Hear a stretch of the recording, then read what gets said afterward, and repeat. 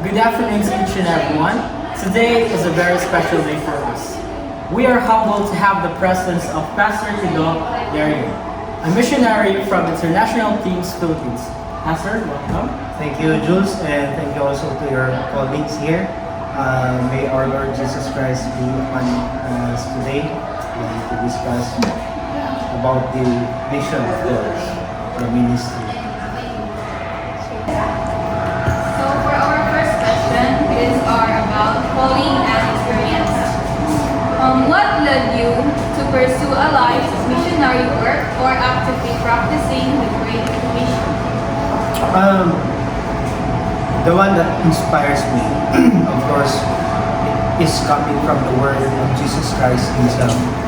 Kaya nga tinatawag siya o Great Commission because it has been commissioned, command to all of us to do these things. Kaya nga ang nahimo akong nag-pursue sa ko is the scripture itself.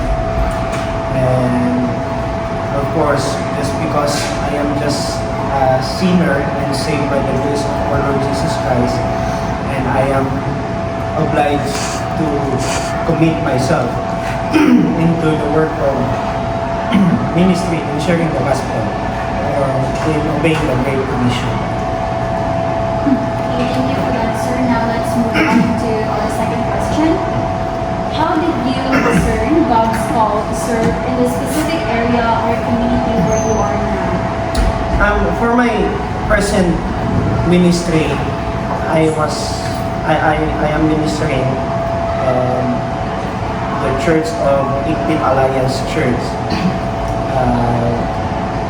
Assigned me or put me to the position of what we call that assistant or an associate pastor. And kaya lang crucial sa ako kasi ang akong nahimong ministry is dili sa mga youth, dili sa mga adult, 50 above. Tinatutluan sila about the scripture, and at the same time, while nag-ministry ko sa isa ka local church, involved also ko sa international mission, wherein nag-mobilize ko o mga youth or mga Christians na pwede i-commit ang ilang kaugalingon sa work sa mission. So, and then, talking about the, what we call that, can you repeat the question in that first? How did you discern God's call to serve in the specific area or community where you are now? Yes. In terms of discernment of the ministry, at the time that I accepted Jesus Christ as my personal Savior, He gave me this wisdom. And this wisdom na gihatag sa Ginoo sa kuha, which is lack sa kuha, gihatag niya sa Ginoo sa kuha to discern this kind of ministry. And in order for us to discern the specific calling na ginahatag sa Ginoo sa kuha, dapat na kay foundation sa imong ginabuhat. And that is the scripture itself. Again, scripture ang naging basihan, kaya nga nagka-discern ko na ay dili ko gibutang sa Ginoo sa mission to proclaim the gospel tungod kay tanang Christians, tanang tao nga nagdawat kay Jesus Christ, iyang responsibility nga mabutang dinhi ang area sa pag-proclaim sa gospel, sa pag-evangelize. From the word evangelism is came from the Greek word evangelizo, which was about to proclaim the good news to all people. Kaya nga maghatag siya og news, good news para sa mga tao na wala pa nakadungog sa gospel. And that's discernment. So, for the third question, what are the main challenges you face in sharing the gospel in your mission field? When I was in Taiwan last 2018, doing cross-cultural study para sa mga locals dito. Kasi 2018, that was my first time na mag-missionary training, mag-eskwela of missiology, and then makikistorya sa locals para i-proclaim ang gospel, ang good news about salvation. And isang struggle, barrier na akong nakita, na-observe is ang language and culture. Kasi, I am talking about international mission, proclaiming the gospel internationally. Kasi kayo, Pilipino ta, and then we came across to this, to the different culture, and surely, 100% we will struggle with adjusting ourselves sa ilang culture. Kaya language pa lang, I don't know how to communicate them. If I communicate them using English language, it would be a hard time for me and maybe for them as well. And in terms of culture, sa food, kasi kailangan mo mag-assimilate. Kailangan mo makibagay kung ano sa ilang culture. Kasi kung ikaw Pilipino, hindi mo pwede pamunggo sa limang kaugalingon na mag-act sila as Filipino citizen. If kita din niya is kanang unsa na grabe ta ka matinagdanon, pero pag-abot sa ilaha na sila sense of individualism. Imuhang trabaho, imuhang lang na ako ikaw galingon. And kung kita ganahan kayo na bibo, sila is ganahan maging Kaya sa approach, sa culture, struggle din. Thank you for that notion, sir. So our fourth question, can you share a memorable experience where you witnessed God working through your ministry? Actually, tanan nga timeline. Since 2008, 17, nagka-interest ko, and of course, na ay discernment di kuan ng Holy Spirit sa kuha to do His word, to proclaim the gospel. And sa akong kuan, tanan na memorable sa kuha. Pero in terms naman sa medyo something negative na nahitabo that caused me kanang sleepless nights is when I was in Brunei. I came from Malaysia at that time, and then nag-cross border padulong sa Brunei. And pag-abot sa Brunei, paggawas na gikan sa immigration, may mga taxi na nag-pamasayro. And I have to ride with taxi at that time. And of course, I don't know kung asa dapit ko sakay, basta sakay na taxi. Usual nga ginabuhat, naka sa airport, is pagsakay ka ang taxi. And naisa ka taxi nga para sa kuha nga nag-offer siya lesser nga pamasahe comparing to Grab or compare sa mga kuan dinahas. And nag-offer sila kuan sa kuha, nag-offer sila siya less na pamasahe. And I ride, isakay ko. And after that, tingala may kay naamoy nagsunod ng mga taxi. Then pagsunod, na-overtake siya, and then para or harangan ang taxi nga akong disakyan. And then, dito nakaingon ang driver nga, nahitabo di ay is, pag nakaturno ka dito sa taxi, bawal ka mag-insert. Kung iyaha is, nag-insert lang siya, wala siya siya nagsunod sa policy. Yung nahitabo, case kasi na sila kaso na sila. Pag-abot dito idala mi sa police station. Imbestigahan mi dito kasi ako ang bisan kasi local sila. And then ako is langyaw lang sa ilahan. And pagtamak yun ako sa lugar sa Brunei is padulong na yung police station. And I don't know how to defend myself. Ang akong gikuan lang is nagsakay lang ko. And then dito sa presahan naman, wala ko na presahan sa police station pero doon lang po sa may presahan ko. Mga pinaka-hours ko gikuan dito i-investigahan.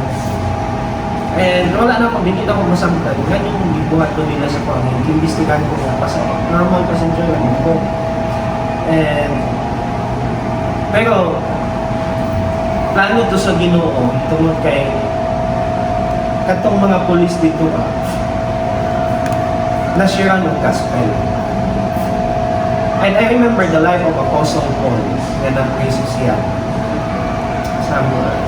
somewhere in Rome sa iyang missionary journey. Habang nasa kulungan si Apostle Paul, he's talking to the elite guards. And the time nga nakagawa si Apostle Paul tungod kay ng earthquake, ang katong guard nakadawa tong salvation, nakadungog sa gospel. And I would compare the situation to what happened. Dili lang yung words na mawa, tungod kay wala ko ng prison.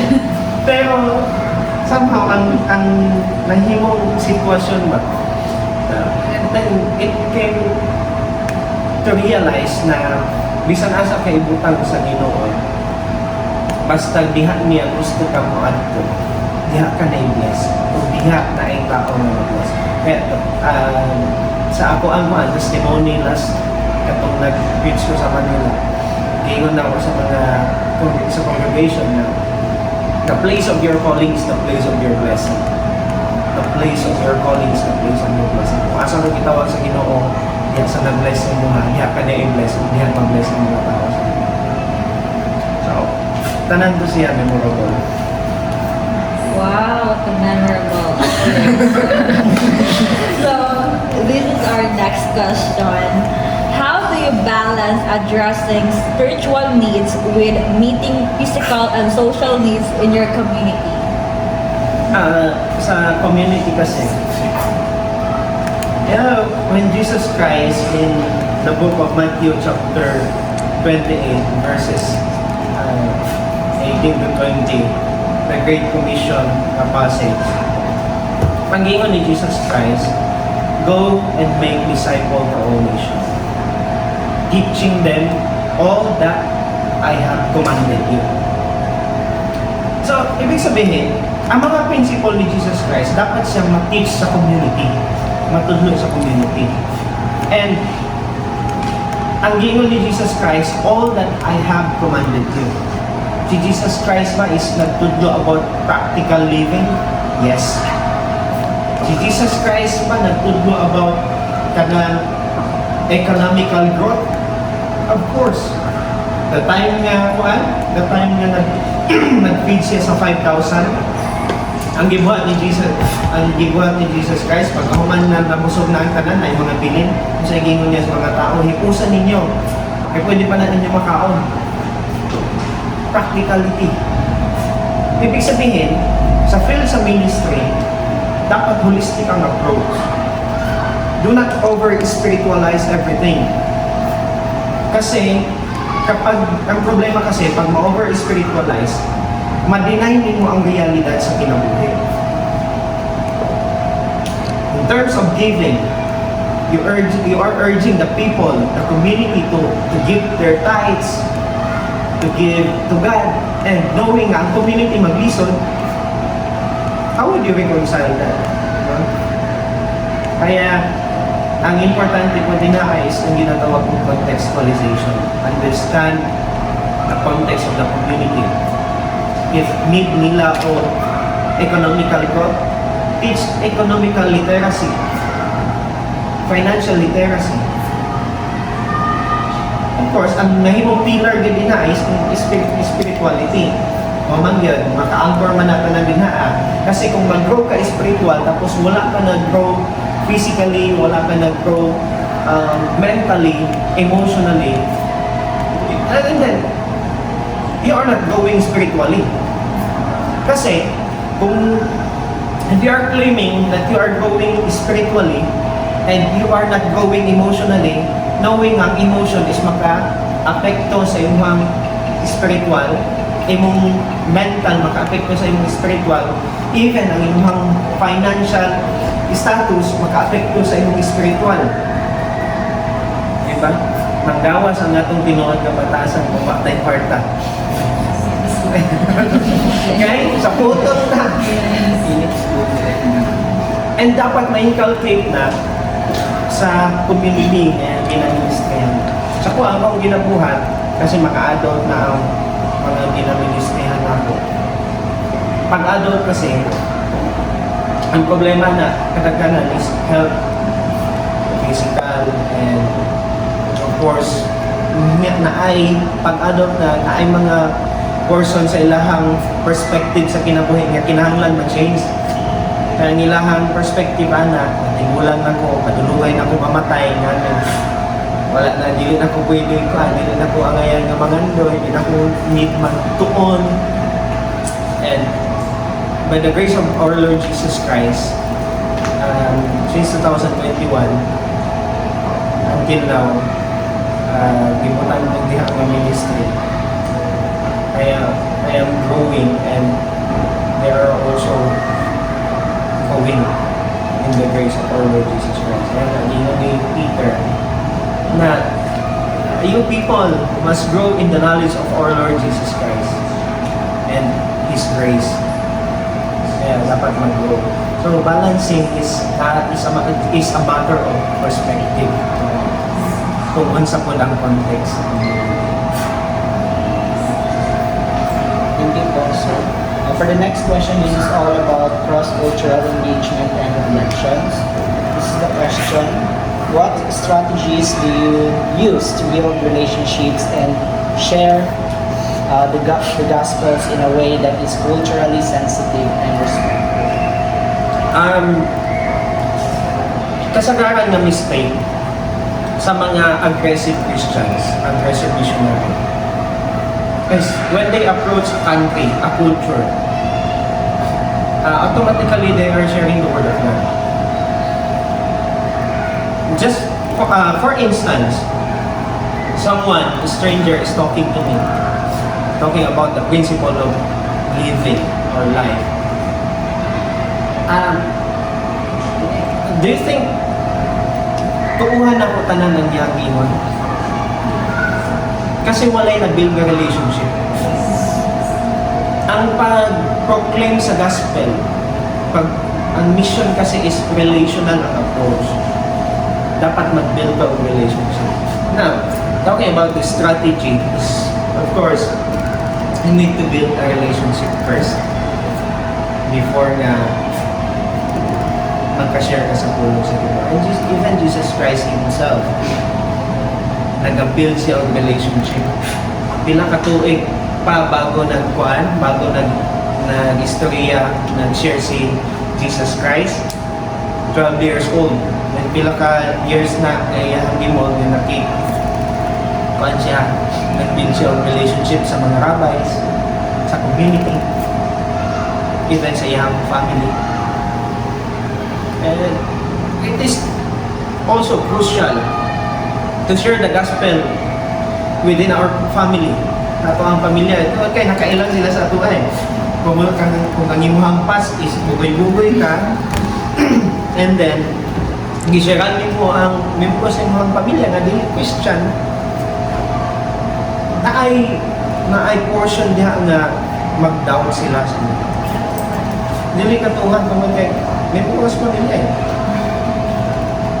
Pero kung naay strong relationship, sa mo pag naay conflict, halimbawa imong igsuon, imong igsuon kay nagka-conflict nimo, tapos mag-share ka sa iyang pulong sa Ginoo, ay magka-hipokrito ka.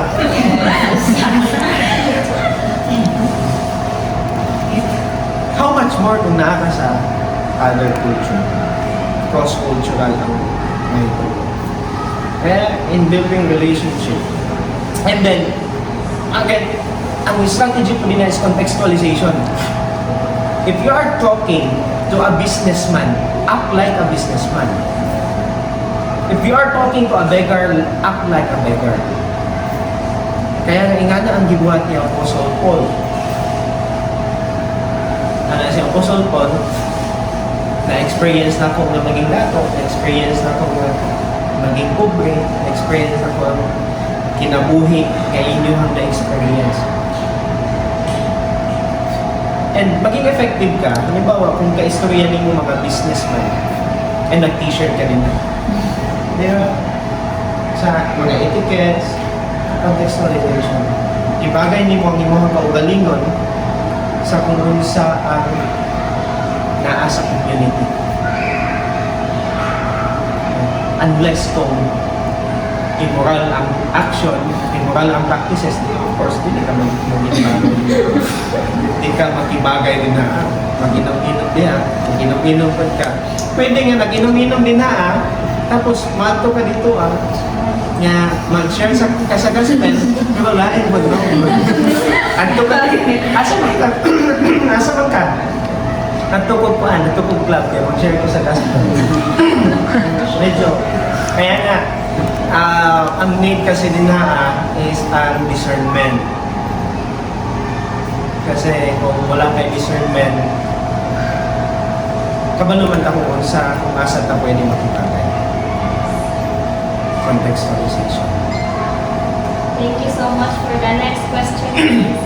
How has your understanding of God or the gospel defined through your interactions with people from different cultures?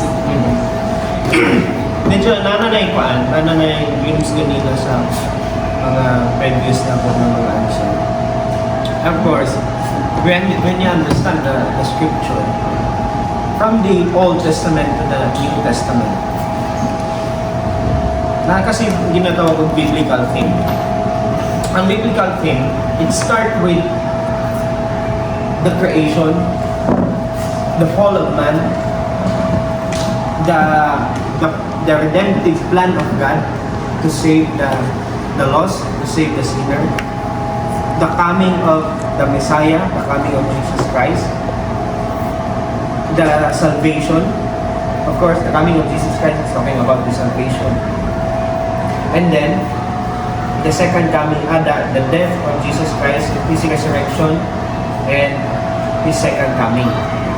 Now, if you understand those things, for instance, in the conflict, in the concept of conflict, isod kay sa ato ang makapasaylo sa isa ka tao.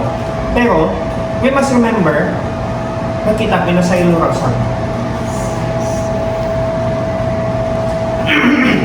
It's hard for us to bless others knowing that we are only a blessing, the receiver of blessing. And it's hard for us to share the gospel knowing that the gospel is the reason of our salvation. Pag wala kay nadungog na gospel, wala kay foundation sa imuhang belief. Kaya sa ako, I really thank God and Jesus Christ na ay concrete na understanding about sa iyang gibuhat sa cross, sa iyang grace, sa iyang gugma para sa katawhan. Because I know that I am helpless and I need the help of the Savior and the help of the Messiah, the Savior. Kaya ang akong understanding sa scripture, bawang ako ang basis sa pag-share sa gospel. Wala gyud kay laing i-share sa tao is a message of salvation. When you share the message of salvation, kasi dili ka maka-share sa usa ka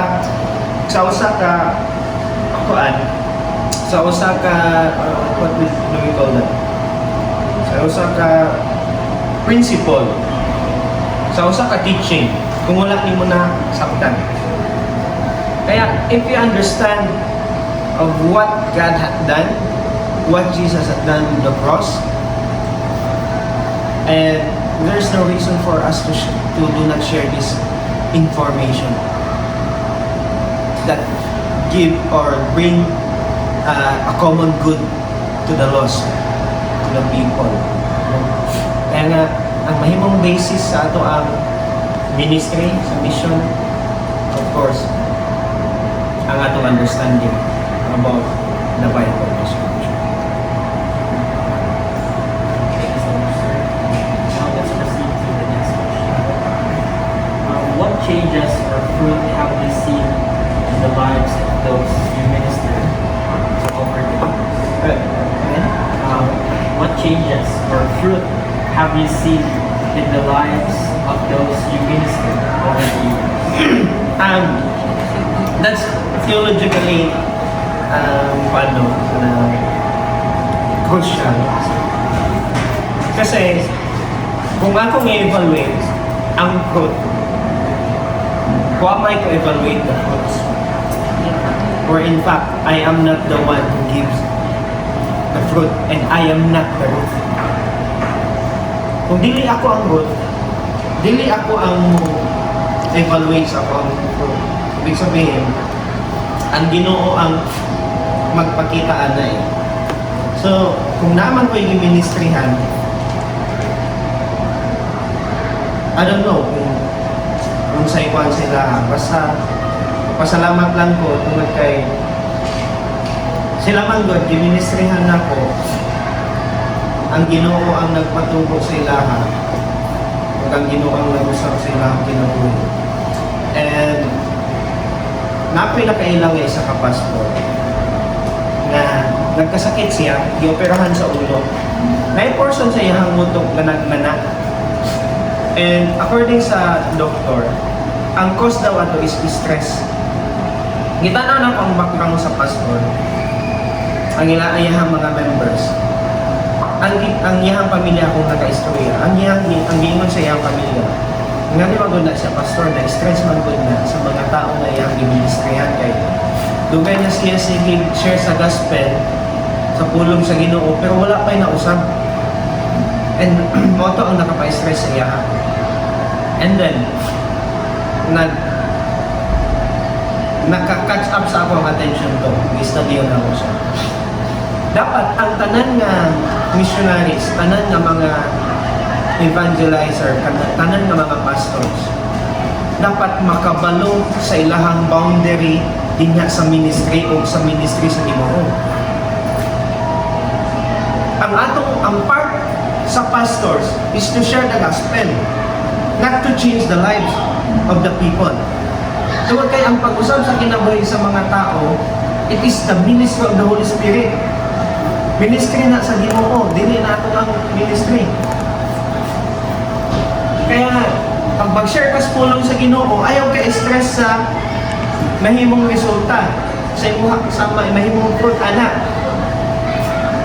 Ang gabi, 10 years na ko nag-ministry din na pero ang bunga kay isa pa kabuok. And moreover, with regards to that fruit kasi ang isgutan din na in the book of Galatians chapter 5, talking about the fruits of the Holy Spirit. It was written by Apostle Paul for the Galatians, for the people of Galatians, the Galatians.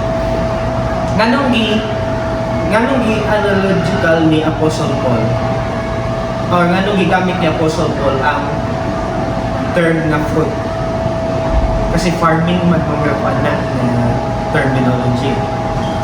Nganong fruit ang ihang gigamit tungod sa word nga seasonal. Season. Ibig sabihin naa siya ay exact time nga magbunga siya. Unsa may mga fruits of the Holy Spirit? Love, patience, joy, peace. Kanus namin mo makita ng fruit sa Holy Spirit nga peace kung ako sa katao na sa kabungkod. Kanus ani mo makita ang fruit sa Holy Spirit nga love kung ako sa katao naa sa tunga-tunga sa mga tao nga dili may gugmao. Kanus ani mo ma-recognize ang fruit sa Holy Spirit nga giving kung naa ka sa mga tao nga dili panggihatagon. Ikaw ang mahatag. Kaya nga makita ang fruit sa Holy Spirit by each season.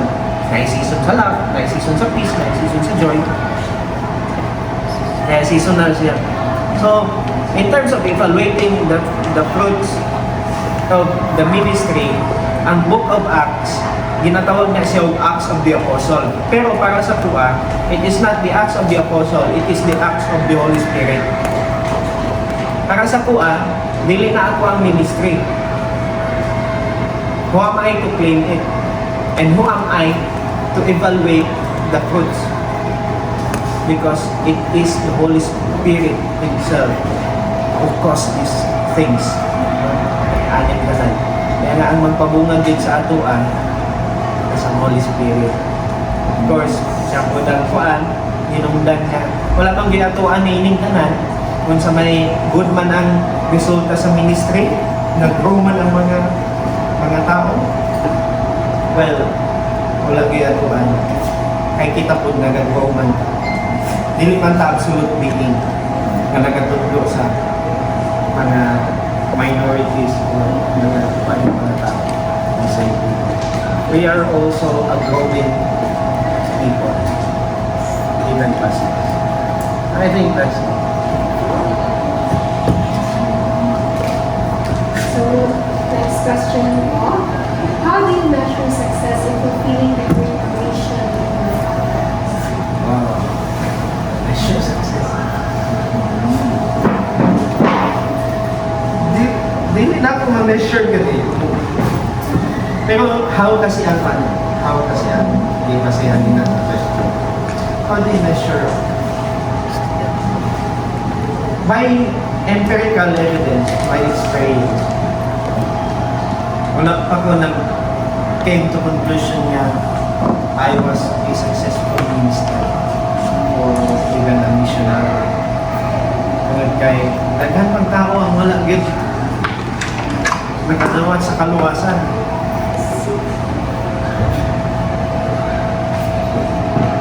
How I measure success in the ministry? Maybe in the coming of Jesus Christ. Di na. Tungod kay, kung ako mag-evaluate sa success sa ministry, then pag abot niya dito sa judgment, muataw bang ko sa Ginoo, ingnon ako, Lord, akong na-evaluate, ing animan, mag-successful man akong ministry, tapos ingnon ko sa Ginoo, pahawan sa mga katubangan, pag-sure lang yun. Success sa ministry, medyo bugad na eh. Kaya wala yun ko success din ngayon sa ministry. Igot lang ko ng kung saan di sunggo sa scripture, sunggo sa pulong sa Ginoo. I am a normal person doing right and maybe doing sometimes bad things that may cause people to stumble. There's nothing special for us as a missionary. We are all sinners saved by grace. Malang. Now we're down to the last question, sir. What advice would you give to someone considering life missions or seeking to live out the Great Commission more intentionally in their daily life? My advice is read your Bible. There's nothing more, nothing less. When you read your Bible, you will understand the will of God. And if you understand the will of God, of course, lisod naman kung kasi duha ka klase nga salae. Sin of commission and sin of omission. Sin of commission is when you commit a sin, no, sala by your own will. Sin of omission, mga butang nga imong nasabtan nga dapat buhaton, wala nimong gibuhat. Including sharing the gospel. If you understand that your duty as a Christian is to share the gospel and you are not sharing the gospel, you are omitting, no? I-omit nimo ang will sa Ginoo. And to omit and to against the will of God is a sin. Bisa kasa mo, I'm not talking only to international missions. Preach the gospel wherever you are. Live your life as a blessing to the community. Kasi kung mahimo kang blessing sa community, kawas lang bila ng mga taong nga nasuya sa imuhan. Blessing mo. Bisa wak kay gibuhat, nasuya. Pero live your life. Conquer evil by doing good. Live your life in accordance to what the Bible is teaching. Thank you, sir, for sharing what you learned